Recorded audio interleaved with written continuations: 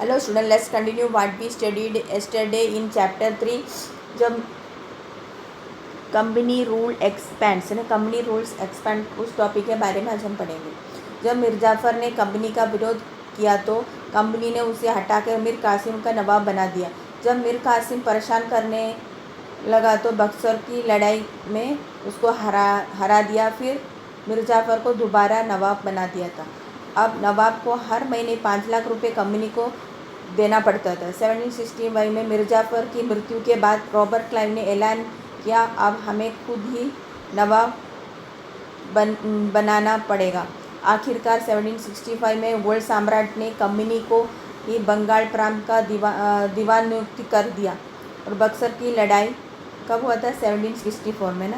के बाद कंपनी ने भारतीय रियासतों में राजनीतिक या व्यावसायिक प्रतिनिधियों को तैनात कर दिया। और इसमें रॉबर्ट क्लाइव के बारे में बता रहे हैं। 1743 में जब वह इंग्लैंड से मद्रास आया, अभी मद्रास किसको बोलते हैं? चेन्नई को बोलते हैं। आया तब उसकी उम्र कब कितने साल की थी? 18 साल की। उसने उसी टाइम बेहिसाब धन इकट्ठा कर लिया था। और 1760 में 2 बार गवर्नर बनने के बाद भारत से हमेशा इंग्लैंड की तरफ रवाना हो गया। और 1772 में ब्रिटिश संसद में उससे भ्रष्टाचार के आरोप पर अपनी सफाई देनी पड़ी। फिर भी उसने अब उस आरोपों से बरी हो गया था। और 1774 में उसने आत्महत्या कर ली। और गवर्नर जनरल रिचर्ड वेल्लेस्ली ने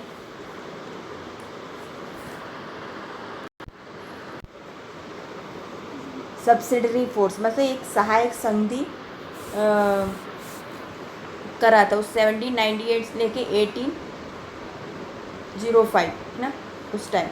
और जो रियासत सहायक संधि मान लेती थी उसे अपनी स्वतंत्रता सेनाओं रखने का अधिकार नहीं था, है ना।